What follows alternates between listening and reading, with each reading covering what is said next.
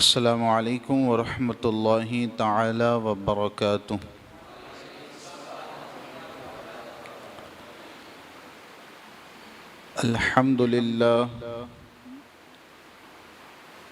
अल्हम्दुलिल्लाहि रब्बिल आलमीन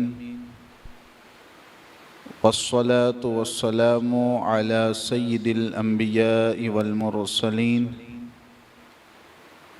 व अला आलिहि व अस्हाबिहि अजमाइन। अम्मा बअद फ़अऊज़ु बिल्लाहि मिनश शैतानिर रजीम। बिस्मिल्लाहिर रहमानिर रहीम। फ़स्अलू अहलज़ ज़िक्रि इन कुन्तुम ला तअलमून।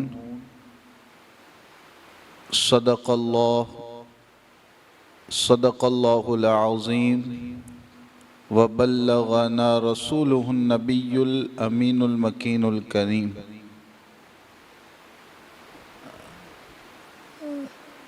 दुरूदो सलाम पढ़ाने से पहले मैं गुजारिश करूँगा कि यहाँ जो पीछे हज़रात तशरीफ़ फरमा हैं वो इस तरफ आ जाएं ताकि महफ़िल बाज़ाब्ता नज़र आए और अच्छी तरीके पर आप बातें सुन सके, समझ सके। परिया अस्सलातु वस्सलामु अलैका या रसूल अल्लाह। अस्सलातु वस्सलामु अलैका या नबी अल्लाह व अला आलिका व अस्हाबिका या नूर अल्लाह सल्लल्लाहु ताला अलैहि वसल्लम।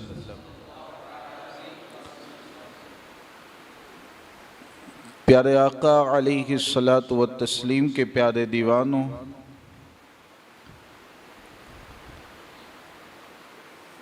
दीन का इल्म हासिल करने के लिए और ज़रूरी मसाइल सीखने के लिए हम यहाँ पर जमा हुए हैं। बज़ाहिर तादाद आपको कम मालूम होगी,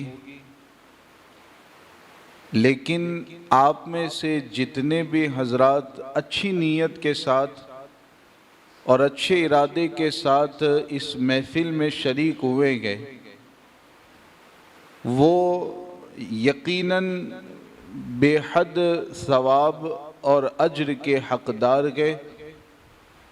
चुनांचे हदीस पाक के मफ़हूम की शक्ल में मैं अगर इस तरह की महफिल की फ़जीलत बयान करूं तो हदीस पाक का मफ़हूम है कि एक शरई मसला अगर कोई बंदा सीखता गए, एक शरई मसले का इल्म हासिल करता गए, तो एक शरई मसला जानने के बदले में शरीयत के एक मसले का इल्म हासिल करने के बदले में आप जानते हैं उसे कितना सवाब दिया जाता है। 1000 रकात नफल पढ़ने का जितना सवाब होता है, उससे ज़्यादा सवाब एक मसला जानने वाले को दिया जाता है। अब आप गौर कर लें, आप में से कितने हैं जो 1000 रकात नफल नमाज पढ़ सकते हैं?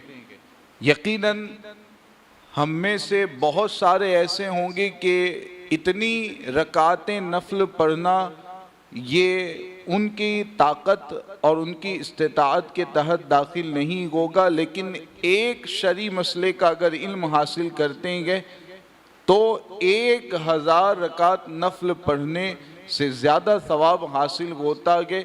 ये इस तरह की महफिलों में शिरकत की बरकतें गए, रहमतें गए। इसलिए बिल्कुल तवज्जो के साथ महफिल में शरीक रहें।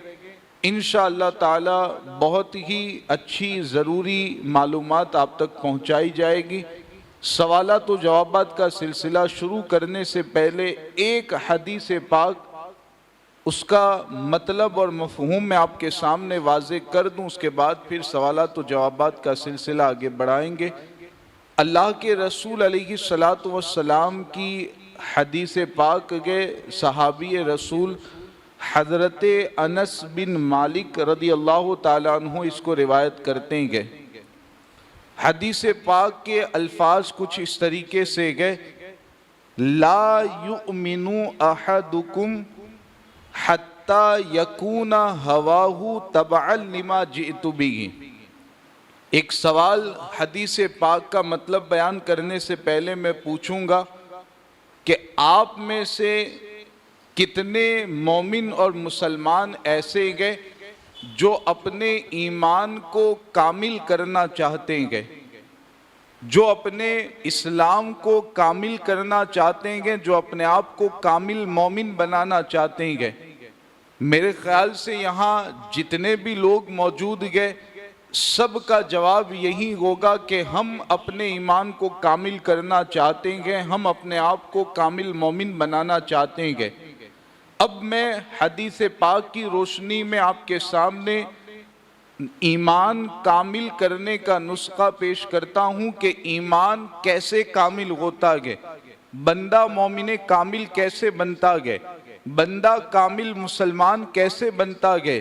अल्लाह के रसूल अलैहिस्सलाम की इस हदीस को ज़हनो दिमाग में बिठा ले, ला युमिनु अहदुकुम हत्ता यकूना हवाहु तबअन लिमा जिअतु बिही। हुजूर अलैहिस्सलाम फरमाते हैं कि मैं जिस शरीयत को लेकर के आया, मैं जिन अहकाम को लेकर के आया, मैं जिस तरीके को लेकर के आया, उस शरीयत के मुताबिक जब तक कोई अपनी ख्वाहिशात को नहीं ढाल देता गए और अपनी ज़िंदगी के हर अमल को जब तक उस शरीयत के मुआफिक और मुताबिक नहीं कर लेता गए, तब तक वो बंदा मोमिन कामिल नहीं बन सकता गए, तब तक उसका ईमान कामिल नहीं हो सकता गए।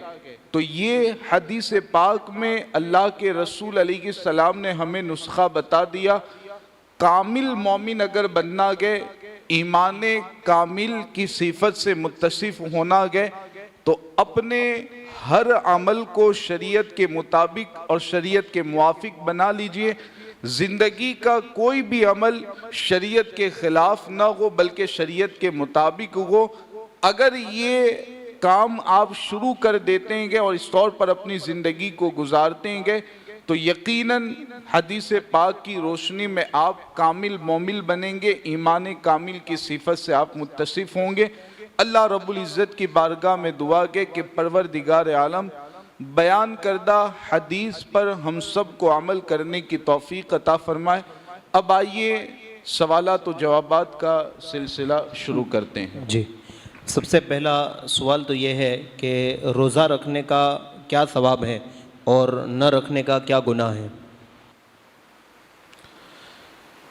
रोज़ा के हवाले से मेरे ख्याल से हमारे यहाँ बच्चा बच्चा ये जानता है कि इस्लाम के जो अरकान गए और इस्लाम की जो बुनियादी चीज़ें गए, अरकान का मतलब आप जानते हैं, हम आम ज़बान में जिसको सुतून कहते हैं, जिसको खंबा कहते हैं, रुकन का मतलब वही होता है कि सुतून किसी चीज़ का खंबा, किसी चीज़ का सुतून। अब ईमान और इस्लाम के अरकान के बारे में हमारे यहाँ बचपन से ये सिखाया जाता है, पढ़ाया जाता है कि 5 चीज़ें ऐसी है जो इस्लाम के अरकान में से गए। उन्हीं 5 चीज़ों में सबसे पहले नंबर पर कलिमा शहादत का जिक्र किया जाता है, दूसरे नंबर पर नमाज का जिक्र किया जाता है और तीसरे नंबर पर रोज़े का जिक्र किया जाता है, चौथे और 5वें नंबर पर हज और ज़कात का जिक्र किया जाता है। बचपन में मेरे ख्याल से आप में से हर किसी ने मदरसे में ये सीखा होगा कि इस्लाम के ये 5 अरकान गए, इस्लाम की ये 5 बुनियादी इबादतें गए, तो इन्हीं 5 इबादतों में से एक इबादत का नाम रोज़ा गए। रोज़ा ये नमाज की तरह एक अहम इबादत गए, एक अहम फरीज़ा गए। अगर कोई बंदा रोज़ा नहीं रखता गए, जानबूझकर के रोज़ा तर्क करता गए, तो ऐसे शख्स के हवाले से जो हदीस पाक में वईद बयान की गई है, जुमा की नमाज में तो एक वईद मैंने बताई कि एक रोज़ा जानबूझकर अगर छोड़ दिया गया, अब उसके बदले में बंदा जिंदगी भर रोज़ा रखता रहे, तब भी जैसा अज्र उस एक रोज़े के बदले में हासिल होता, वैसा अज्र और वैसा सवाब जिंदगी भर के रोज़ों के ज़रिया हासिल नहीं होगा। ये नुकसान और ये वईद जो हदीस पाक में बताई गई है, एक हदीस में ये भी बयान किया गया कि अगर जानबूझकर बगैर उज़्र के कोई शख्स रोज़ा नहीं रखता गया, तो ऐसा शख्स कमबख्त होता गया, ऐसा शख्स शकी कहलाता गया। ये अल्लाह के रसूल अलैहिस्सलाम के अल्फाज गए जो मैं आप तक पहुंचा रहा हूं। तो आप इससे अंदाज़ा लगा सकते हैं कि रोज़ा बग़ैर उज़्र के तर्क करने वाले के हवाले से कितनी सख्त वईदें गए। तो अहम इबादत, अहम फरीज़ा गए, बग़ैर उज़्र के रोज़ा तर्क करना ये सख्त गुनाह, सख्त नाजायज़ व हराम गए। और रोज़ा रखना ये हर इस्तिताअत रखने वाले मुसलमान, आकिल बालिग मुसलमान के लिए फ़र्ज़ और ज़रूरी है। माशाअल्लाह। दूसरा एक सवाल यह है कि अगर सहरी करते वक्त आँख न खुली तो उस दिन के रोज़े का क्या हुक्म होगा? ये भी सवाल कभी कभार आवाम की जानिब से पूछा जाता है कि आज अचानक ऐसा इत्तेफाक हुआ कि घर में किसी की भी आँख न खुल पाई, सहरी का वक्त भी निकल गया, अजान भी हो गई, फजर की अजान होने के बाद या सुबह में 8 बजे 9 बजे हम घर वाले सब बेदार हुए, अब हमारे रोज़े का क्या हुक्म रहेगा? तो याद रखें, जो रमज़ान का अदा रोज़ा होता है, जो रमज़ान के महीने में हम रोज़ा रखते हैं, तो इसके बारे में अव्वलन तो ये जहन में रखना है कि रात में अगर किसी की नीयत है, किसी का इरादा है कि कल मैं रोज़ा रखूँगा, जैसा कि आम तौर पर रोज़ा रखने की आदत जिनकी होती है, रात में सोते वक्त ही नियत करके सोते हैं कि सुबह मुझे रोज़ा रखना है, यही इरादा होता है। तो अगर ये नियत और ये इरादा रात ही में किसी ने कर लिया है, तो इतना इरादा और इतनी नियत काफ़ी होगी, अगले दिन का रोज़ा उसका सही हो जाएगा। एक चीज़ तो ये आप अच्छी तरह ज़हन नशी कर लें। नंबर 2, रमज़ान का जो रोज़ा होता है, रमज़ान के महीने में जो हम रोज़ा रखते हैं, उसमें एक दूसरी गुंजाइश शरीयत के एतबार से ये भी रखी गई है कि अगर सुबह सादिक से पहले पहले, सुबह सादिक का वक्त कौन सा होता है? वही सहरी ख़त्म करने का जो वक्त है, सहरी के ख़त्म होने का वक्त, नमाज फजर के शुरू होने का वक्त, वही सुबह सादिक का वक्त। तो सुबह सादिक के वक्त से पहले पहले अगर कोई रोज़े की नियत नहीं कर पाता है, रोज़े की नियत नहीं करता है, तो रमज़ान के महीने में जो रोज़ा रखते हैं उसके हवाले से नंबर 2, जो नफली रोज़ा हम रखते हैं आम दिनों में, जैसे अभी शब महराज का रोज़ा, शब बारात का रोज़ा, ये जो नफली रोज़े रखते हैं, इनके लिए भी शरीयत ने ये गुंजाइश रखी है कि सुबह सादिक से पहले अगर रोज़े की नियत नहीं की गई, तो दोपहर में जवाल का वक्त जिसको कहा जाता है आवाम के यहाँ, जवाल का वक्त जिसको कहते हैं, उससे पहले पहले बगैर कुछ खाए पिए अगर कोई बंदा ये नियत कर लेता है कि मैं सुबह सादिक से रोज़ेदार हूँ, इसको समझिएगा, बगैर कुछ खाए पिए ये नियत कर ले कि मैं सुबह सादिक से रोज़ेदार हूँ, तो इस नियत के ज़रिया भी रमज़ान का जो फ़र्ज़ अदा रोज़ा होता है वो और नफल रोज़ा ये रोज़े सही हो जाते हैं, ये नीयत भी काफ़ी होती है, इनके ज़रिया भी रोज़ा सही माना जाता है। तो दो चीज़ें आपने समझी, रात ही में अगर नीयत थी, रात ही में इरादा था, तो अगरचे सहरी के वक्त नहीं उठ पाया, 8 बजे अगर आंख खुलती है तब भी उस दिन का रोज़ा उसका सही माना जाएगा, बगैर कुछ खाए पिए वो मुकम्मल रोज़ा कर लेगा।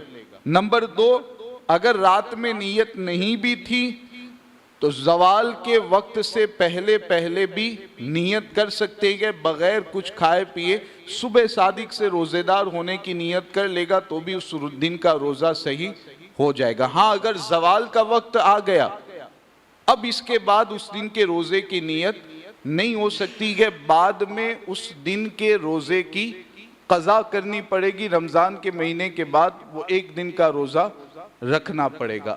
ज़वाल का वक्त आने के बाद अब नियत नहीं कर सकते हैं। ये नफल के बारे में भी है, रमज़ान में जो रोज़ा रखते हैं अदा रोज़ा, उसके बारे में भी यही हुक्म है। माशाअल्लाह। क्या ज़बान से रोज़े की नियत करना ये ज़रूरी है? ये भी गलत फहमी हमारे यहाँ आवाम में पाई जाती है। आपने भी देखा होगा, वालिद साहब उम्र में बड़े गए, घर में गए, दादा गए, तो बाज़ाब्ता वो पर्चा लेकर के फिरते हैं, बच्चे के पास जाएंगे, बच्ची के पास जाएंगे, इस तरह कि जल्दी से नियत कर लो, सहरी जब तुमने कर ली है तो अब नियत करो वरना रोज़ा सही नहीं होगा। तो ये गलत फहमी है, मिसअंडरस्टैंडिंग है। रमज़ान का रोज़ा सही होने के लिए नियत ज़रूरी है, लेकिन उस नियत का मतलब ज़बान से नियत करना नहीं है।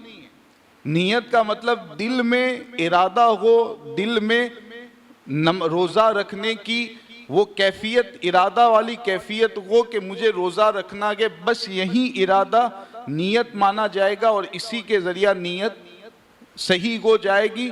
ज़बान से नियत करना ये ज़रूरी नहीं है, अलबत्ता अगर कोई करना चाहता है, मुस्तहब है, बेहतर है, नियत ज़बान से भी कर ले तो अच्छी बात है, लेकिन ज़बान से नियत नहीं की, दिल में इरादा था, इससे भी रोज़ा सही हो जाता है। तो ये गलत फहमी अगर किसी के जहन में है कि ज़बान से नियत करना ज़रूरी है, तो इस गलत फहमी को अपने जहन में से निकाल दें। ज़बान से नियत मुस्तहब है, बेहतर है, दिल में इरादा है, वो भी रोज़ा सही होने के लिए काफ़ी है। माशाअल्लाह, सुभान अल्लाह। रोज़े की हालत में अगर इंजेक्शन लगवाने की ज़रूरत पड़े तो क्या उसकी इजाज़त है? ये एक आ रहे गए किराम, उलमाए किराम ने मिलकर के ये फैसला किया गया कि इंजेक्शन लगाने से रोज़ा नहीं टूटता है। रोज़े की हालत में इंजेक्शन लगाना बिल्कुल जायज़ है, इंजेक्शन लगाने से रोज़े पर कोई असर नहीं पड़ेगा। लिहाजा अगर कोई बीमार पड़ जाता है, रोज़े की हालत में पेट का दर्द शुरू हो गया, सर का दर्द शुरू हो गया, अब अव्वलन डॉक्टर के पास जाकर के ये बात पूछे कि क्या इंजेक्शन के ज़रिया मुझे आराम हो सकता है। अगर इंजेक्शन से आराम हो सकता है तो पहले इंजेक्शन ही लगवाए ताकि बीमारी से आराम भी मिल जाए और रोज़ा भी बाकी रहे। हाँ, अगर इंजेक्शन से भी आराम नहीं हो रहा है, बहुत सख्त तकलीफ है, किसी को पेट में दर्द, सर में दर्द या और कोई सख्त तकलीफ है, तो सख्त तकलीफ और मजबूरी की सूरत में शरीयत के एतबार से रोज़ा तोड़ने की इजाज़त रहेगी। दवाई ले ले, रोज़ा तोड़ दे, उस एक रोज़े की बाद में क़ज़ा कर ले। लेकिन याद रखें, इंजेक्शन लगवाने से अगर काम चल जाता है तो इंजेक्शन लगाने से रोज़ा नहीं टूटता है। रोज़े की हालत में बिल्कुल इंजेक्शन लगवाने की शरन इजाज़त रहती है। माशाअल्लाह। इसी तरह रोज़े की हालत में टूथपेस्ट का इस्तेमाल कर सकते हैं? फ़ुक़हाए किराम ने इससे मना फरमाया कि इसके इस्तेमाल से बचा जाए। अगर मुंह की सफाई करना चाहते हैं तो बेहतरीन तरीका यही है कि मिसवाक के ज़रिया अपने मुंह की सफाई करें, इसके ज़रिया मुंह की सफाई भी होगी, हुज़ूर अलैहिस्सलातु वस्सलाम की सुन्नत पर अमल भी होगा, दोनों चीजें हासिल होगी, सफाई भी हासिल हो जाएगी और सुन्नत पर अमल करने का सवाब भी हासिल होगा। तो रोजे की हालत में टूथपेस्ट इस्तेमाल करने से बचें। अगर सफाई करनी है तो मिसवाक का इस्तेमाल करें, सुन्नत पर अमल की नीयत भी रखें, इंशाअल्लाह सवाब भी हासिल होगा। माशाअल्लाह, सुभान अल्लाह। इसी तरीके से रोज़े की हालत में खून चढ़ाना या दूसरे को खून देना, ये कैसा है? दूसरे को खून देना अगर ज़रूरत पेश आती है तो रोज़ेदार किसी दूसरे को खून दे सकता है। उसके बदन के अंदर से अगर खून निकाला जाता है तो इससे भी रोज़ा नहीं टूटता है। लेकिन याद रखें कि खून अगर वो देता है तो इस सूरत में रोज़ा नहीं टूटेगा। वरना अगर ऐसी कंडीशन डॉक्टर ने रखी है कि पहले आपको कुछ खाना पीना पड़ेगा, उसके बाद फिर हम आपका खून लेंगे, तो ये जो खाएंगे पिएंगे तो इससे तो रोज़ा टूट जाएगा। तो बगैर कुछ खाए पिए अगर किसी दूसरे को खून देने की ज़रूरत पेश आती है और ख़ुद रोज़ेदार के अंदर ताकत है कि वो खून देने के बाद भी अच्छी तरह रोज़ा मुकम्मल कर सकेगा, तो खून देना रोज़े की हालत में जायज़ है, इससे रोज़ा नहीं टूटता है।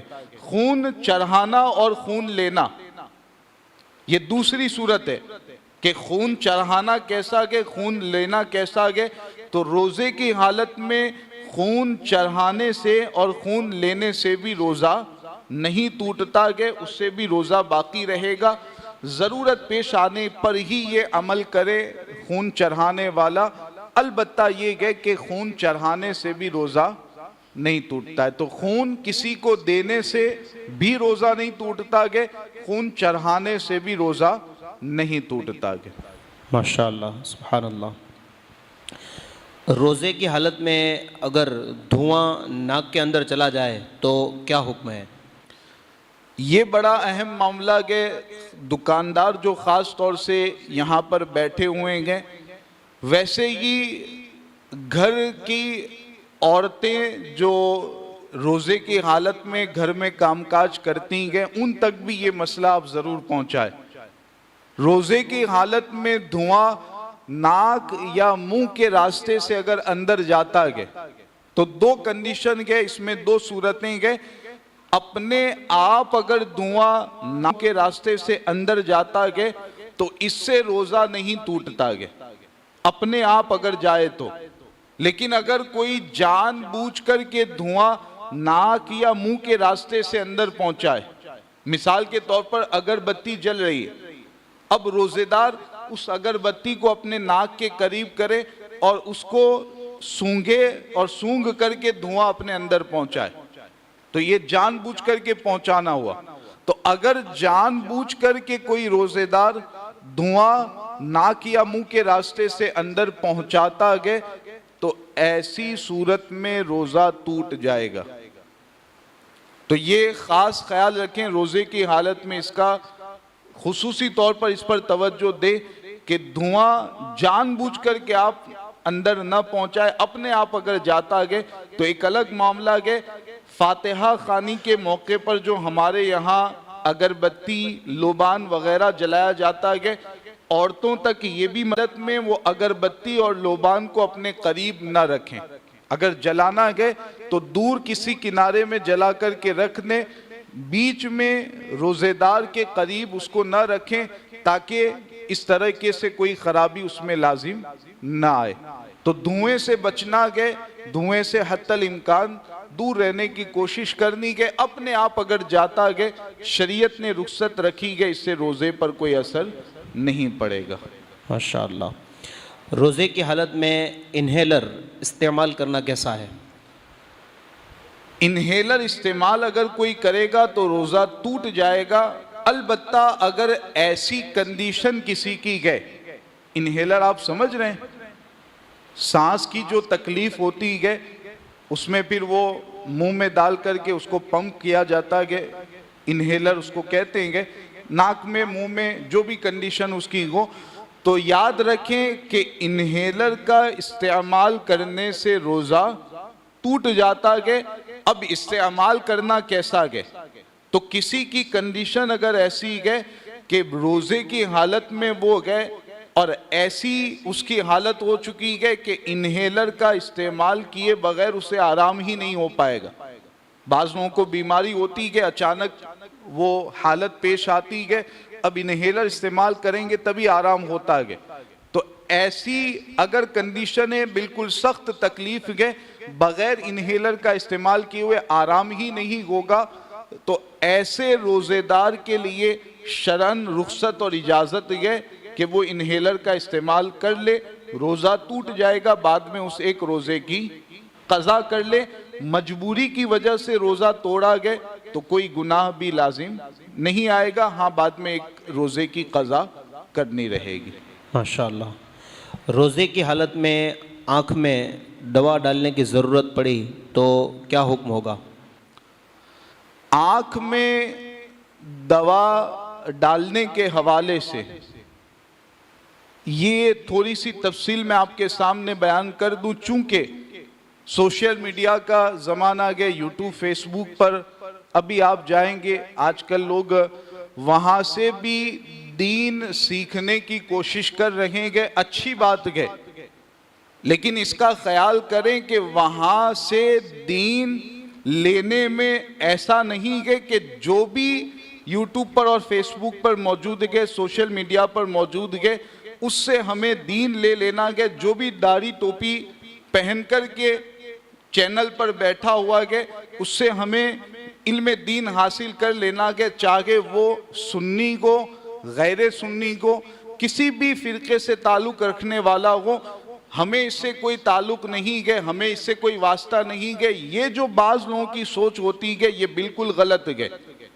इसी सोच के तहत सब के वीडियो हम देखेंगे, ये जो ऐसा कहने वाले हैं, आज हम बहुत सारे ऐसे लोगों को देख रहे हैं कि ऐसा कहने वाले शैतान आहिस्ता आहिस्ता इनको गुमराही के रास्ते पर ले जा रहा है। मिर्ज़ा इंजीनियर बज़ाहिर आपको बुखारी और मुस्लिम उसके सामने रखी हुई मिलेगी, कुरान मजीद भी उसके सामने आपको रखा हुआ मिलेगा। बज़ाहिर आपको लगेगा कि ये तो हदीस और आयत ही के तहत बातें कर रहा है, इसका कोई भी मसला और इसकी कोई भी गुफ्तगू हदीस और आयत के अलावा तो है नहीं।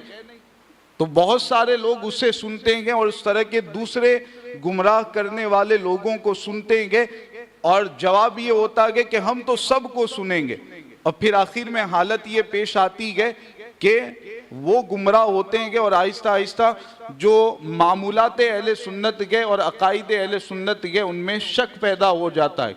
तो याद रखें कि हर कुरान सुनाने वाला हक पर हो, ये कोई ज़रूरी नहीं है। ये बड़ी अहम बात मैं आपके सामने पेश कर रहा हूं। कुरान की आयत पढ़ने वाला हर बंदा हक पर हो, ये ज़रूरी नहीं है। ये मैं कहाँ से बयान कर रहा हूँ? कुरान ही में अल्लाह ताला ने ये बयान किया है।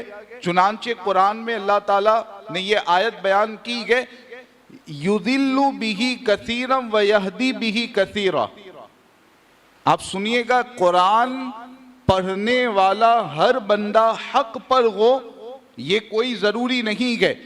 अल्लाह ताला कुरान में बयान करता है कि इसी कुरान को पढ़ कर के बहुत सारे लोग गुमराह हो जाएंगे, और इसी कुरान को पढ़ करके बहुत सारे लोग हिदायत के रास्ते पर आ जाएंगे। ये कुरान की आयत है। तो पता चला कि हर कुरान की तिलावत करने वाला सही है, ज़रूरी नहीं है। हर हदीस पढ़ने वाला सही है, ज़रूरी नहीं है। आपके पास इतना इल्म नहीं है कि आप आयत और हदीस के मतलब को समझ सके, कौन सी हदीस ज़ईफ़ है, कौन से आयत का क्या मतलब है। ये तमाम बातों का इल्म जब आपके पास नहीं है तो आप सोशल मीडिया के ज़रिए ज़रूर इल्म हासिल करें, लेकिन कैसे?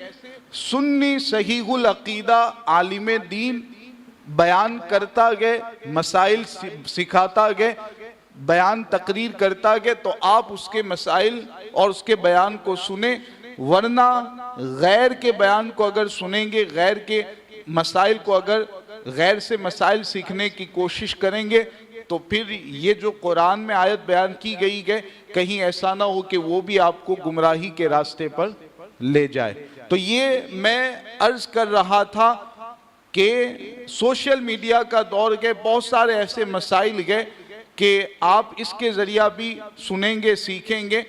आँख में दवा डालने के हवाले से मैं ये वजाहत कर दूं कि हमारे यहाँ जो हिंदुस्तान के उलमाए किराम गए, अक्सर उलमाए किराम का यही कहना गया कि आँख में दवा डालने से रोज़ा नहीं टूटता है, जबकि पाकिस्तान और दीगर कुछ जगह के उलमाए किराम के जिनका ये मानना है, अभी इख्तिलाफ भी हो सकता है कि सहाबाए किराम से इस तरह इख्तिलाफ चला आ रहा है कि कुछ मसाइल में इख्तिलाफ होता है, तो उनके यहाँ ये मानना है कि आँख में दवा डालने से रोज़ा टूट जाता है। तो ये तफसील इसलिए बता दी कि सोशल मीडिया के ज़रिए अगर आप तक कोई दूसरा मसला पहुंचता गया तो पहले से आपके जहन में रखें कि यहाँ के उलमा ने जो फरमाया गया हमें उसके मुताबिक अमल करना गया। तो यहाँ के उलमा ने क्या फरमाया, आँख में दवा डालने से रोज़ा नहीं टूटता। अलबत्ता अगर ज़रूरत नहीं गए, कोई इतनी हाजत नहीं गए,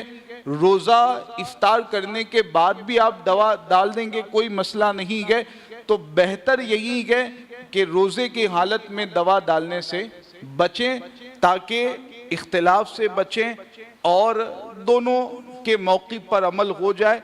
वरना ज़रूरत गए, हाजत गए, दवा डालेगा अगर कोई रोज़े की हालत में तो उससे रोज़ा नहीं टूटेगा।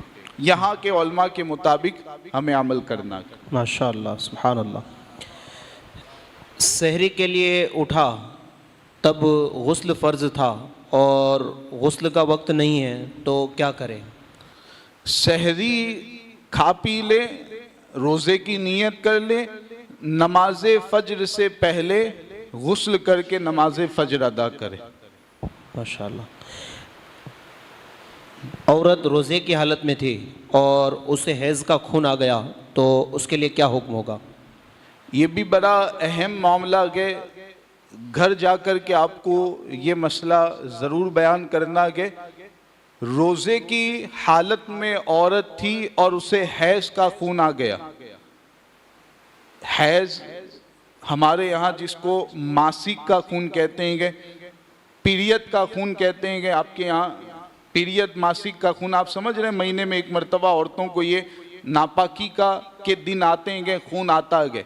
तो आप ये मसला तो जानते होंगे, हमारी जो माए बहनें सोशल मीडिया के ज़रिया इसे सुन रही होंगी उन्हें ये मसला तो मालूम होगा कि जब पीरियड का खून आता है तो उस हालत में औरत के लिए नमाज और रोज़ा रखने की इजाज़त नहीं होती है।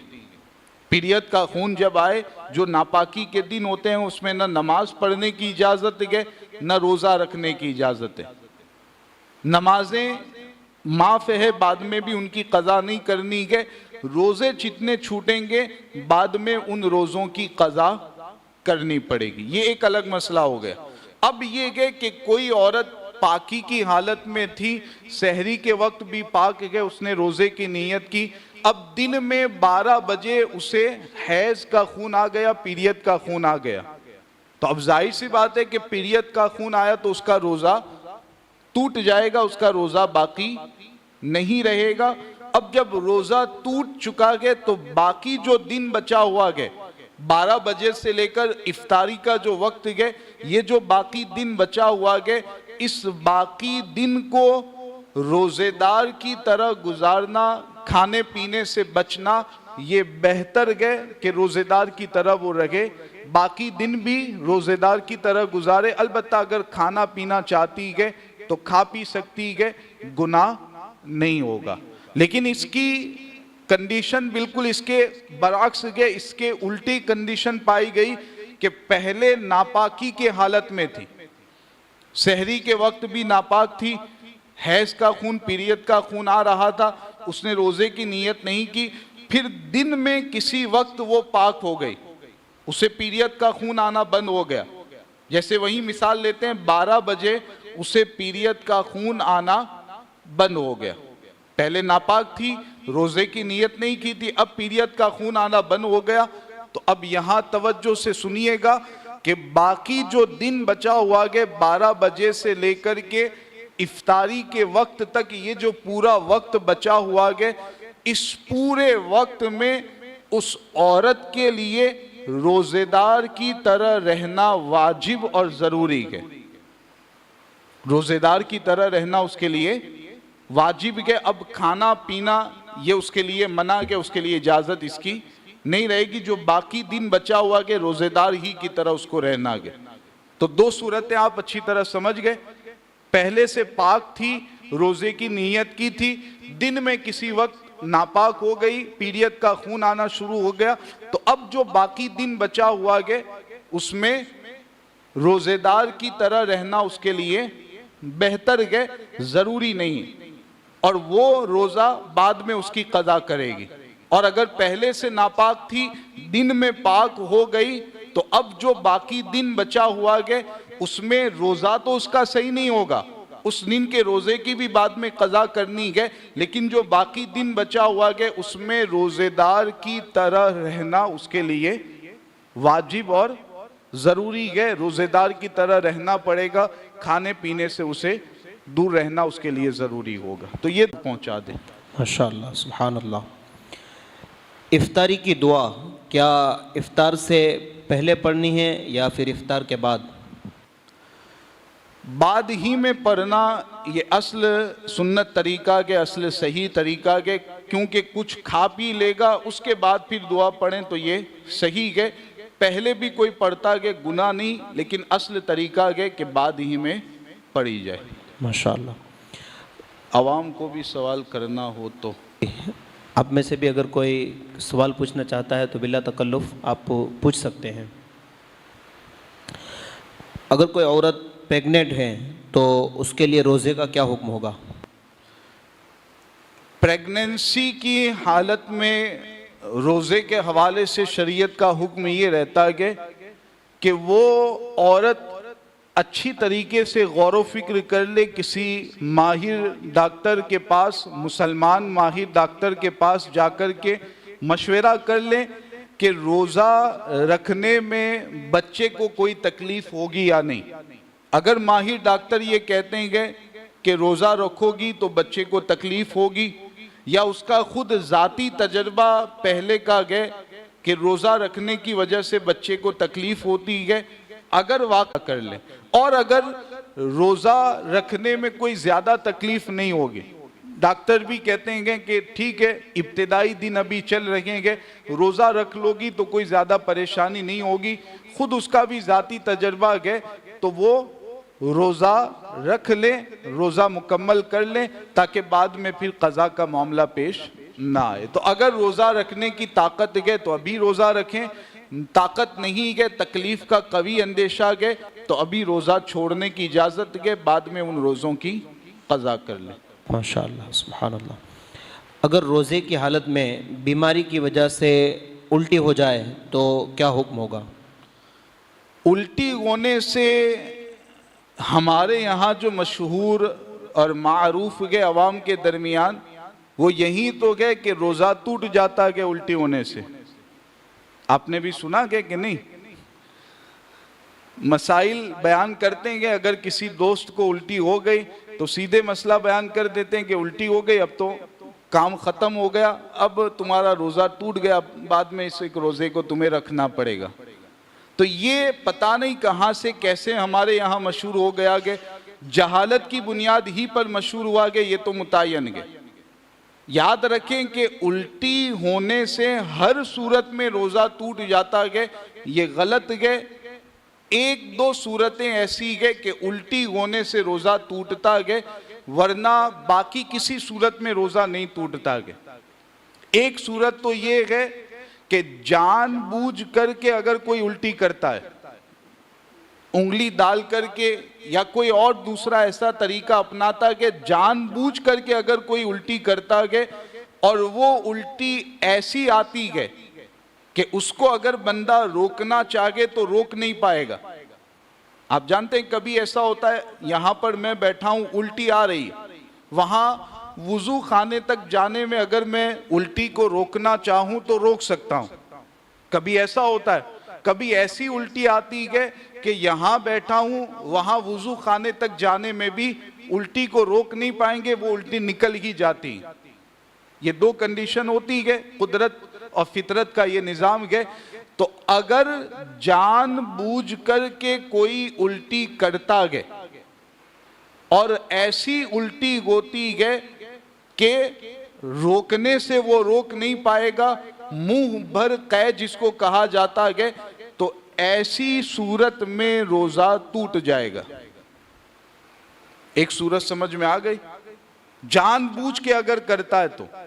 नंबर 2, जानबूझ के उल्टी नहीं की है, अपने आप उल्टी हुई है और उल्टी भी ऐसी हुई है कि उसको रोकने से रोक नहीं पाएगा, रोकना चाहता है रोक नहीं पाएगा, अपने आप हुई, ऐसी उल्टी हुई, रोकने से रोक नहीं पाएगा। और उल्टी में जो खाना पानी निकला गया उसमें से कुछ हिस्सा अगर वापस हलक के अंदर उतार दिया, पेट के अंदर वापस उतार दिया, तो इस दूसरी वाली सूरत में उल्टी से रोजा टूटेगा। ये दूसरी सूरत आप समझ पाए? अपने आप उल्टी हुई, उल्टी ऐसी हुई कि रोकने से उसको रोक नहीं पाएगा, उसमें जो खाना या पानी निकला गया, निकलने के बाद उसमें से कुछ हिस्से को वापस पेट के अंदर उतार दिया, हलक के अंदर उतार दिया, तो इस दूसरी वाली सूरत में उल्टी होने से रोजा टूट जाएगा। बस इनके अलावा किसी और सूरत में उल्टी से रोजा नहीं टूटता गया। अब आप जानते हैं कि उल्टी में जो कुछ निकलता है आम तौर पर यही तो होता है कि उसको वापस पेट के अंदर तो नहीं उतारते हैं, जो कुछ निकलता है उसको बाहर ही फेंक देते हैं, उसको वापस तो नहीं उतारते हैं। तो आम तौर पर जो उल्टी की सूरत पेश आती है उसमें रोजा नहीं टूटता है। यही दो सूरतें हैं। तो ये गलत मशहूर है कि उल्टी हुई रोजा गया, ये गलत मशहूर है। शरीयत के एतबार से इसकी जो तफसील है मैंने आपके सामने पेश कर दी। इंशाअल्लाह, सुभान अल्लाह। एक बंदा है जिसको बीड़ी और सिगरेट की आदत है, अब वो ये चीज़ छोड़ नहीं सकता, तो क्या वो रोज़ा रखने के बजाय फिदिया दे सकता है? फिदिया देकर के छुटकारा हासिल करना है, ये अजीब मामला है। हरगिज़ इसकी इजाज़त नहीं होगी, रोज़ा रखना ही पड़ेगा। बीड़ी सिगरेट जो भी आदत है, आदत छुड़ाने की कोशिश करें, रोज़ा रखना उसके लिए लाजिम और ज़रूरी है। माशाअल्लाह, सुभान अल्लाह। इसी तरीके से अगर रोज़े की हालत में मुंह में खून आ जाए तो क्या हुक्म होगा? अगर वो खून बाहर फेंक देता है, हलक के अंदर पेट के अंदर नहीं उतारता है, तो रोज़ा बाकी रहेगा। अगर हलक के अंदर पेट के अंदर वो खून उतार देता है तो इस सूरत में रोज़ा टूट जाएगा इंशाअल्लाह। मालिक के निसाब, ये ज़कात के हवाले से चंद सवालात हैं। मालिक के निसाब किसे कहते हैं? बहुत तफसीली सवाल आप कर रहे हैं, कोशिश करूंगा मुख्तसर अंदाज में समझाऊं। तमाम सूरतें बयान करने जाएंगे समझना भी मुश्किल होगा। मालिके निसाब का मतलब आप ये समझ लें कि 3 तरह के माल अगर किसी के पास गए। नंबर 1, सोना चांदी रुपए पैसे करेंसी, किसी भी मुल्क की करेंसी। क्या क्या चीज़ें मैं चाहूँगा कि आप भी मेरे साथ बोले। नंबर 1, सोना चांदी रुपए पैसे करेंसी। नंबर 2, तिजारत कारोबार का माल, जो भी सामान तिजारत के, माल तिजारत के, जिस चीज़ की भी तिजारत कर रहे हैं, जो जायज़ चीज़ की तिजारत करते हैं, चाहे मोबाइल के, चाहे गेहूं चावल के, या कोई और चीज़ है, तो नंबर 2 सामान तिजारत, कारोबार का सामान। और नंबर 3 एक आता है साइमा जानवर, यानी ऐसा जानवर है जिसको दूध हासिल करने के लिए या बच्चे हासिल करने के लिए रखा गया और साल का अक्सर हिस्सा उसे बाहर ले जा करके चराता गया। अपना चारा नहीं खिलाता गया, बाहर ले जा करके उसे साल के अक्सर हिस्से में उसको इस तौर पर चारा देता है, चारा खिलाता है। तो ऐसा जानवर जो होता है इसकी फिर एक अलग तफसील रहती है।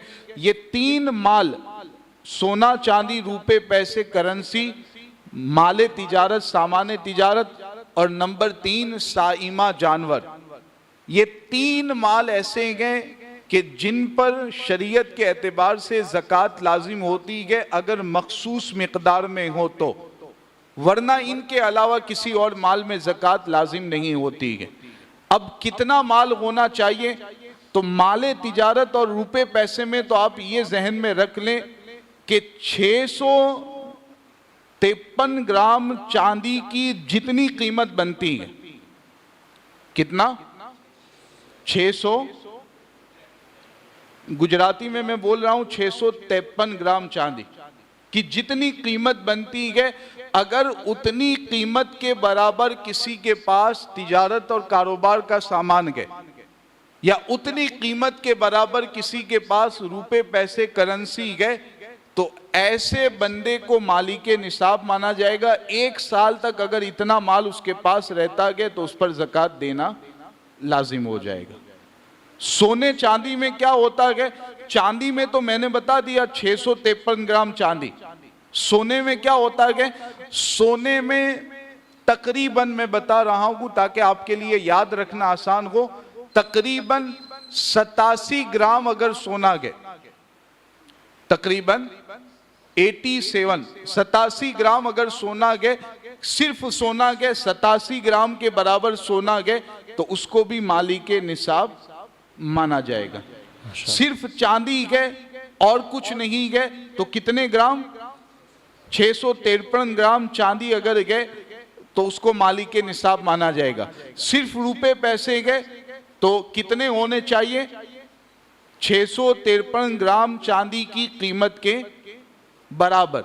अगर रुपए पैसे गए, जायद गए, कोई कर्जा वगैरह उस पर नहीं गए, तिजारत में भी ऐसा ही गए, कोई कर्जा नहीं गए और सामान्य तिजारत इतना गए 653 ग्राम चांदी की कीमत के बराबर, तो उसको मालिके निसाब माना जाएगा और उसमें 1 साल गुजरने पर उस पर ज़कात की अदायगी लाजिम होगी। अगर सोना चांदी थोड़ा थोड़ा दोनों उसके पास मौजूद गए तो अब दोनों को मिलाकर 653 ग्राम चांदी की कीमत देख लेंगे कि उतनी कीमत होती है, अगर हो जाती है तो उसमें भी मालिके निसाब उसको माना जाएगा।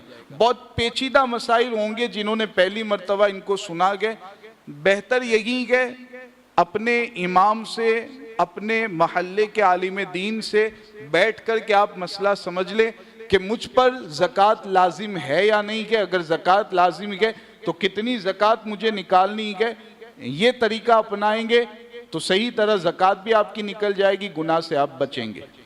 माशाअल्लाह, सुभान अल्लाह। मालिक के निसाब कब हुआ ये उसको पता नहीं है, तो वो साल मुकम्मल किसे शुमार करेगा? गौर व फिक्र करें। अब मालिक के निसाब आप हुए कि हम बताएंगे कब मालिक के निसाब हुए, तो गौर व फिक्र कर ले अच्छी तरह। जी। इमाम के पीछे सना कब तक पढ़ सकते हैं? जब तक इमाम ने क़िराअत शुरू नहीं की है तब तक पढ़ सकते हैं। इमाम अगर क़िराअत करना शुरू कर चुके हैं तो अब खामोशी के साथ इमाम के पीछे खड़े हो जाएं तकबीर कह करके। अगर रकात छूटी गए तो बाद में सना पढ़ लें, रकात नहीं छूटी गए तो सना पढ़ने की कोई ज़रूरत नहीं। माशाअल्लाह। अगर किसी ने कर्ज दिया है तो उस पैसे की ज़कात का क्या हुक्म होगा? ज़कात उसी बंदे पर लाजिम होगी जिसने कर्जा दिया गया, जिसने कर्जा दिया गया उसी पर उन पैसों की ज़कात लाजिम होगी अगर ज़कात की शर्तें पाई जाती हैं तो। कर्जा जिसने लिया गया उस पर उन पैसों की ज़कात नहीं है, क्योंकि कर्जा तो वैसे ही माइनस किया जाता है। तो जिसने ज़कात में, जिसने कर्जा दिया गया उसी पर ज़कात लाजिम होगी अगर शर्तें पाई जाती हैं तो। लिहाजा हर साल हिसाब करके ज़कात अदा करता रहे बेहतर है।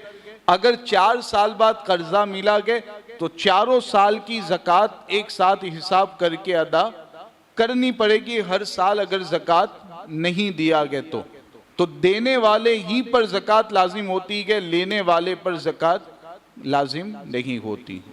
माशाअल्लाह, सुभानअल्लाह। क्या गिरवी रखे हुए सामान की ज़कात का गिरवी रखने वाले पर वाजिब है? गिरवी रखने वाले पर भी वाजिब नहीं है, जिसके पास गिरवी रखा गया उस पर भी उस सामान की ज़कात लाजिम नहीं है। माशाअल्लाह। क्या गिरवी रखी हुई चीज़ हैं, क्या गिरवी रखी हुई चीज़ उसका इस्तेमाल कर सकते हैं? ये सवाल आपने बड़ा अहम पूछा है।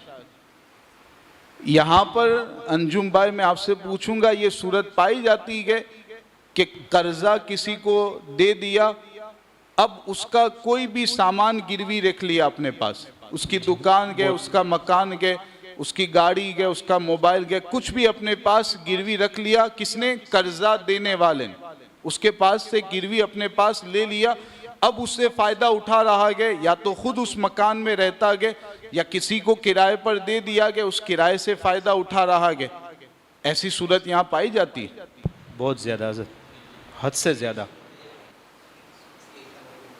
तो मार्केट में हर जगह पर आजकल ये सूरत आम होती जा रही है कि किसी को कर्जा दिया, उसका सामान गिरवी रख लिया, अब उससे फ़ायदा उठाते जा रहे हैं और यही समझते हैं कि ये शरन, इसमें कोई ख़राबी नहीं है, इसकी इजाज़त रहेगी। हालांकि ये सोच गलत है। सामने वाला अगर मुसलमान है जिसका सामान आप गिरवी ले रहे हैं, अगर वो मुसलमान है तो ऐसी सूरत में गिरवी रखे हुए सामान से फ़ायदा उठाना ये सूद, ब्याज और नाजायज़ व हराम है। अच्छी तरह इस मसले को समझ लीजिएगा। सामने वाला अगर गिरवी रखने वाला और गिरवी लेने वाला तो मुसलमान ही है, तो इस सूरत में गिरवी रखना तो जायज़ है, लेकिन गिरवी रखने के बाद उस सामान से फ़ायदा उठाना, उसका इस्तेमाल करना, किराए पर देना, ये तमाम सूरतें नाजायज़ है।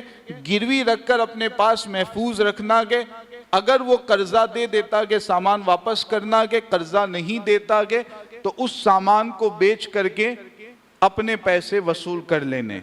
तो गिरवी रखना तो जायज़ है, गिरवी लेना जायज़ है, लेकिन उससे फ़ायदा उठाना ये नाजायज़ है। कब? जबकि सामने वाला मुसलमान है। तो अगर गैर मुस्लिम है तो वहाँ तो सूद और ब्याज होता ही नहीं है, नफ़ा की नीयत से इस्तेमाल करें तो इजाज़त रहेगी। जिसको बचना के पर्सनली आकर पूछ ले, इनको जवाज़ की सूरत इंशाल्लाह बता देंगे। अच्छा, माशाअल्लाह। किसी फ़कीर को ज़कात का माल देते वक्त नियत करना, यानी ये कहना ज़रूरी है कि ये ज़कात का माल है? ज़बान से कहना कोई ज़रूरी नहीं है। यहाँ भी वही मामला है, देने वाले के दिल में इरादा हो कि ये मैं ज़कात का माल दे रहा हूँ, काफ़ी है। ज़बान से माले ज़कात कहकर के देना कोई ज़रूरी नहीं है, बल्कि फ़ुक़हाए किराम ने तो इससे आगे का एक मरहला बयान कर दिया। इसके आगे का एक मरहला हल कर दिया गया कि अगर आपका कोई रिश्तेदार गए, आपका कोई पहचान वाला गए, आप जानते हैं कि वो ज़कात का हकदार गए, ज़कात लेने का हकदार गए, ज़कात लेने का वो हकदार गए, उसके बावजूद आप जानते हैं कि अगर ज़कात कहकर के उसे देंगे, वो शर्म की वजह से, वो हया की वजह से मना कर देगा कि नहीं नहीं मुझे ज़कात नहीं चाहिए, मैं ज़कात नहीं लूँगा। ऐसे होते हैं रिश्तेदार, हकदार हैं लेने के, लेकिन शर्म की वजह से मना कर देंगे।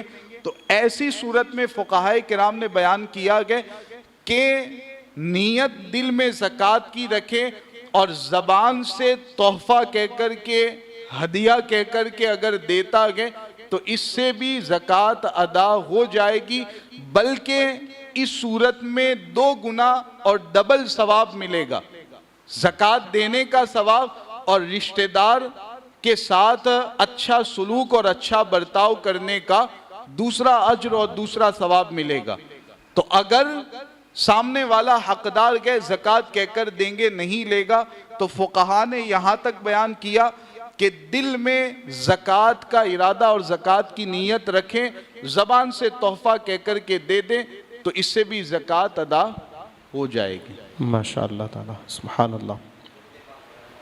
दुरूद पाक पढ़ ले। अल्लाहुम्मा सल्लि व सल्लिम व बारिक अला सय्यिदिना व मौलाना मुहम्मदिन व अला आलिहि व सहबिहि व बारिक व सल्लिम। एक सवाल है कि औरतों के ज़ेवरात पर ज़कात कब लाजिम होगी?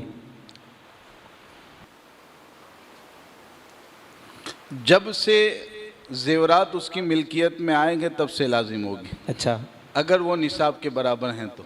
लेकिन वो औरत खुद अदा करेगी या शोहर को अदा करने होंगे? वैसे तो औरत पर लाजिम है कि शौहर अगर एहसान कर देता है तो उसका एहसान है। माशाअल्लाह, सुभान अल्लाह। ज़कात के पैसों से मस्जिद का तामीरी काम कर सकते हैं? ज़कात के पैसों के हवाले से ये हमेशा ज़हनो दिमाग में बिठा ले कि ज़कात के पैसों में फ़कीर को मालिक बनाना ज़रूरी होता है। कोई भी फ़कीर जो ज़कात लेने का हकदार है उसको मालिक बनाना ज़रूरी होता है कि डायरेक्ट मस्जिद, मदरसा, किसी मकतब या किसी भी नेक काम में डायरेक्ट खर्च अगर करते हैं ज़कात उससे अदा नहीं होती, फ़कीर को मालिक बनाना ज़रूरी होता है।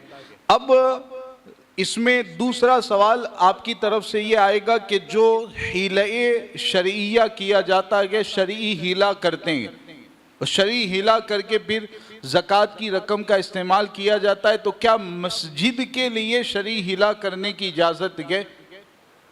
ये दूसरा सवाल आएगा।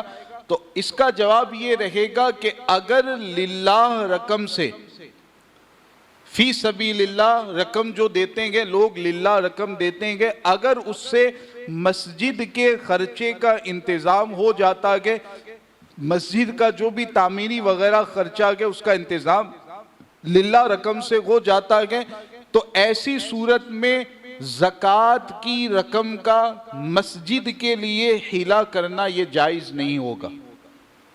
और अगर कंडीशन ऐसी है कि लिल्लाह रकम से मस्जिद का खर्चा नहीं निकल सकता, कि 4 लाख रुपए ज़रूरत है मस्जिद की तामीर के लिए, लिल्लाह रकम से इतना इंतज़ाम नहीं हो पाएगा, वाकई ऐसा गरीब इलाका है कि वहाँ के लोग इतने पैसों का इंतज़ाम नहीं कर पाएंगे, तो ऐसी सूरत में हीला शरइया करने के बाद ज़कात की रकम का इस्तेमाल उस मस्जिद के लिए ज़रूरतन किया जा सकता है, जितनी ज़रूरत है इतने पैसों का हीला कर लिया जाए। तो अगर ज़रूरत नहीं है, लिल्लाह रकम से इंतज़ाम हो जाता है, तो हीला करने की इजाज़त नहीं रहेगी। ज़रूरत है तो बक़द्र ज़रूरत हीला करने की इजाज़त रहेगी। माशाअल्लाह, सुभान अल्लाह। अगर गोल्ड यानी सोना फाइनेंस पर रखा हुआ है तो उस पर ज़कात होगी या नहीं? फाइनेंस पर रखने का मतलब वही होगा गिरवी रखना। गिरवी रखते हैं और भी तो पैसे मिलते हैं जी, तो उसका तो मसला बयान कर दिया गया जी। माशाअल्लाह। इसी तरीके से एक सवाल ये किया गया है कि सरकारी बिजली चोरी करना कैसा है? की जाती है क्या? जी, जैसे रुपए पैसे की चोरी करना नाजायज है, वैसे ही सरकारी बिजली का इस्तेमाल करना ये भी नाजायज़ व हराम है। चोरी जो बिजली की करते हैं और बिजली चोरी के तौर पर जो इस्तेमाल करते हैं, याद रखें जैसे रुपए पैसे की चोरी नाजायज़ है, वैसे ही ये चोरी भी सख्त नाजायज़ और हराम है।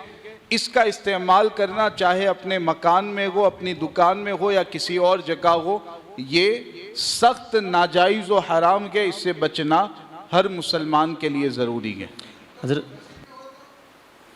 मस्जिद हो या मकान हो, सब के लिए हुक्म यकसा रहेगा। माशाअल्लाह, सुभान अल्लाह, सुभान अल्लाह। हज़रत यहाँ आपने कहा कि किसी फ़कीर को उसका मालिक बना दे, तो यहाँ फ़कीर से मुराद फ़कीर बिरादरी है या फिर शरई फ़कीर जिसको? फ़कीर से मुराद वहीं शरई फ़कीर के, यानी जिसके पास निसाब के बराबर माल मौजूद नहीं। अभी निसाब बयान किया गया, आपको अगर जहन में हो, याद हो, तो जो निसाब बयान किया गया उतना अगर माल किसी के पास नहीं गए तो शरीयत के एतबार से उसको फ़कीर कहा जाता है। ये जो फ़कीर घूमते हैं, जिनके दो दो मकानात होते हैं, चार चार गाड़ियाँ होती हैं और फ्रिज और टीवी की कमी जिनके घर में नहीं होती है, शरन ये फ़कीर नहीं है, न ये ज़कात लेने के हकदार है। इनको अगर कोई ज़कात देता है, ज़कात अदा नहीं होगी, उल्टा गुनाह मिलेगा। ऐसे कि इनको मांगने की सूरत में इनको पैसे देना, ये भी याद रखें कि ऐसे लोग अगर मांगने के लिए आते हैं, ख़ासतौर से जो दुकानदार बैठेंगे, बाज़ाब्ता एक अलग से पैसे रखे जाते हैं कि इनको देने के लिए।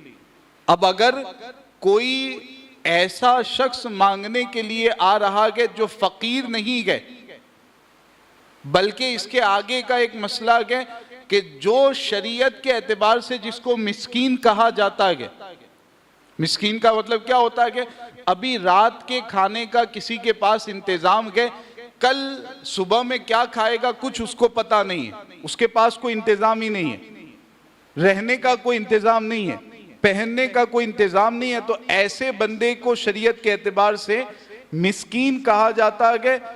ऐसे बंदे के लिए ज़रूरतन बक़द्रे ज़रूरत मांगने की इजाज़त होती है। वरना अगर बंदा मिस्कीन नहीं है या मिस्कीन है, कमा सकता है, अपनी मेहनत से वो कमा करके खा सकता है, या अभी जिन फ़ुक़रा का जिक्र किया गया ऐसा कोई फ़कीर है, तो ऐसे बंदे के लिए मांगना भी जायज़ नहीं है, ऐसे को देना भी नाजायज़ व हराम है।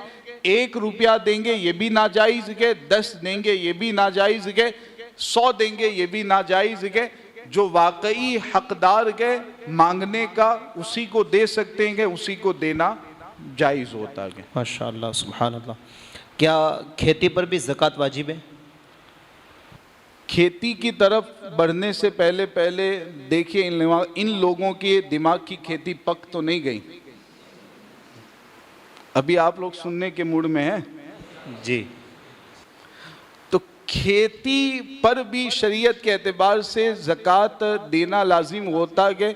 उसी ज़कात को शरीयत की इस्तिलाह में उश्र कहा जाता है। कुरान मजीद में अल्लाह ताला ने बयान किया गया व आतू हक़्क़हू यौमा हसादिही, कि जब खेती कट जाए तो खेती कटने के दिन जो भी उसका हक है, जो भी उसका उश्र है, वो अदा करो, अल्लाह की राह में निकालो।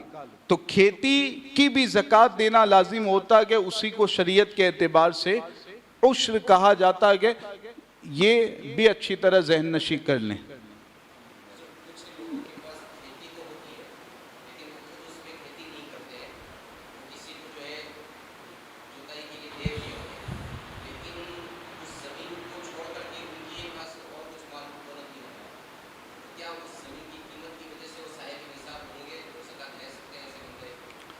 सवाल आपने समझा, खेती है किसी के पास, मिसाल के तौर पर 2 बीघा जमीन और एक किराया दे दिया गया, किराए पर दे दिया गया, उसका 1 साल का किराया उसने ले लिया। अब खेती सामने वाला शख्स करता गया, ये बंदा खेती उस जमीन का मालिक तो गया लेकिन वो खेती नहीं कर रहा।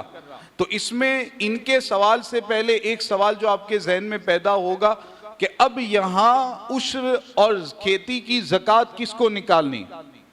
मालिक एक बंदा गए, उसने किराए पर दे दी दूसरे को खेती करने के लिए ज़मीन, अब वो दूसरा शख्स खेती कर रहा है, तो इस सूरत में उस खेती का उश्र किसे निकालना है? जो खेती करने वाला शख्स है उसी को उश्र निकालना है। ज़मीन के मालिक पर उश्र की अदायगी लाजिम नहीं होती है। ये मसला आप समझ रहे? इसमें एक दूसरी सूरत ये होती है कि किराए पर जमीन नहीं दी है, जमीन का मालिक मैं हूं, मैंने खेती करने के लिए आपको दी है और तय ये पाया गया कि जो कुछ खेती निकलेगी आधा आप लेंगे आधा मैं ले लूंगा, आधे हिस्से पर देना जिसको कहते हैं। तो इस सूरत में उश्र किसको निकालना है? जिसके हिस्से में जितनी खेती आएगी उसको उतना उश्र निकालना है। आधी खेती मेरे हिस्से में आएगी तो उसका उश्र मुझे निकालना है, सामने वाले के हिस्से में जितनी खेती आएगी उसका उश्र उसे निकालना है। ये दो सूरतें जो अवलन आपके जहनों में पैदा हो सकती है उसको मैंने समझा दिया। अब तीसरा सवाल जो इन्होंने किया गया कि जमीन का मालिक है, किसी को उसने खेती करने के लिए वो जमीन दे दी है, अब उसके अलावा उसके पास कुछ और मौजूद नहीं है, उसके अलावा उसके पास कुछ और ऐसा माल नहीं है कि जिसकी वजह से वो मालिक निसाब हो जाए, तो क्या उसको शरान फ़कीर कहा जाएगा और उसके लिए ज़कात लेने की इजाज़त रहेगी या नहीं? तो याद रखें कि इस सूरत में उस ज़मीन की ज़कात तो उस पर लाजिम नहीं है, लेकिन उस ज़मीन के उसकी मिल्कियत में होने की वजह से उसके लिए ज़कात लेने की भी इजाज़त नहीं रहेगी। माशाअल्लाह, सुभान अल्लाह। क्या ज़कात सिर्फ रमज़ान में ही निकाल सकते हैं? नहीं, शव्वाल में भी निकाल सकते हैं जी, बल्कि शाबान में निकालें। ज़रूरत किसी बंदे को गए, शाबान में आप ख़ास इस नीयत से निकाल रखेंगे कि मुसलमान भाई ज़रूरतमंद गए, उसकी ज़रूरत मैं पूरी कर दूं, इस नीयत के साथ शाबान में अगर आप ज़कात निकालते हैं गए, अल्लाह के फजल से उम्मीद गए कि रमज़ान से ज़्यादा सवाब आपको हासिल होगा। ज़कात का मतलब ये होता है कि मुसलमान ज़रूरतमंद की ज़रूरत को दूर करना, उसकी हाजत को दूर करना, तो उसकी ज़रूरत और हाजत को दूर करना है, जिस वक्त भी ज़रूरत है उसी वक्त निकाल दें तो इसमें सबसे ज़्यादा सवाब हासिल होता है। ये एक अलग बात है कि हमारे यहाँ रिवाज के रमज़ान ही में निकालते हैं, वरना रमज़ान से पहले भी देना चाहें दे सकते हैं, बल्कि ज़रूरतमंद की ज़रूरत देखते हुए पहले देते हैं, इंशाअल्लाह ज़्यादा सवाब हासिल होगा। माशाअल्लाह, सुभान अल्लाह। कुछ लोग ज़कात की एक मखसूस रकम अलग निकाल के रखते हैं कि दरमियान साल में अगर कोई ज़रूरतमंद मिला या किसी को ज़रूरत पड़ी तो देंगे, तो ऐसा करना कैसा है? अफसोस का मकाम ये है कि ऐसे लोग अब कम पाए जाते हैं। यहाँ तो ये होता है कि रमज़ान के आखिरी अशरे में आखिरी दिन चलेंगे तब जाकर के हिसाब करने बैठेंगे। सबकी बात नहीं कर रहा, लेकिन जो मामला है और जो हकीकत है वो यही है। इल्ला माशाअल्लाह कुछ लोग हैं जो पहले से हिसाब करते हैं। यहाँ अभी कुछ लोग बैठेंगे पर्सनली जिनको मैं जानता हूँ कि रमज़ान से पहले ही ज़रूरत के हिसाब से वो ज़कात लोगों को देते रहते हैं, हिसाब करते रहते हैं और फिर रमज़ान में देख लेते हैं कितनी ज़कात बाकी है, उसके हिसाब से निकाल देते हैं। तो ऐसे लोग अफसोस है कम पाए जाते हैं। अलबत्ता ऐसे लोग भी मौजूद हैं, अलग से वो निकाल देते हैं, तो हो सकता है कि ऐसा निकाल सकते हैं। अब अगर ज़रूरत पेश आई है कि उन पैसों का वो इस्तेमाल करें तो कर सकते हैं।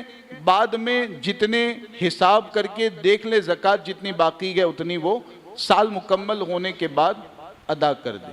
माशाअल्लाह, सुभान अल्लाह। जी,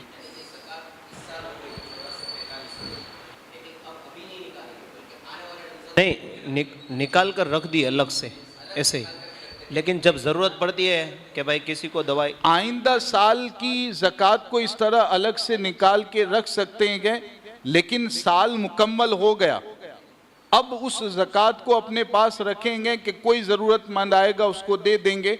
तो ऐसा नहीं कर सकते हैं कि साल मुकम्मल होने के बाद जितनी ज़कात है सबको निकाल देना वाजिब होता है। कि अगर आप ये करना चाहते हैं कि ज़रूरतमंद को आए और उसे मैं दे दूं ज़रूरत के हिसाब से, तो आइंदा साल के हिसाब से आप ऐसा करें। आइंदा रमज़ान में आपको ज़कात निकालनी है, अभी से आप हिसाब करते जाएं, 2000 किसी को दिए, 5000 किसी को दिए, 10,000 किसी को दिए, आप लिखते जाएं, हिसाब करते जाएं। फिर रमज़ान का महीना जब आ जाए तो देख लें कितनी आपने ज़कात दी है, कितनी देना बाकी है, उसके एतबार से अदा कर दें। वरना साल मुकम्मल होने के बाद पैसों को अपने पास रखना, इसकी इजाज़त नहीं है, अब तो ज़कात निकालनी ही पड़ेगी। माशाअल्लाह। एक सवाल यह है कि LIC और दिगर जीवन बीमा पॉलिसी में जो किस्तें जमा की जाती हैं उन पे ज़कात वाजिब होगी या नहीं? अगर ज़कात की शर्तें पाई जाती है तो जो पैसे जमा किए जाते हैं हर साल उन पैसों पर भी ज़कात वाजिब होती रहेगी। LIC, FD या इसके अलावा किसी और स्कीम में पैसे जमा करते हैं तो हर साल उन पैसों पर ज़कात वाजिब होती रहेगी। अगर ज़कात की शर्तें पाई जाती है, बेहतर के हर साल देता रहे, अभी नहीं देता 10-20 साल के बाद एक साथ तमाम सालों की ज़कात अदा करनी पड़ेगी। आवाम में से किसी को कोई सवाल पूछना है तो पूछ लें, वक्त ज़्यादा हो रहा है।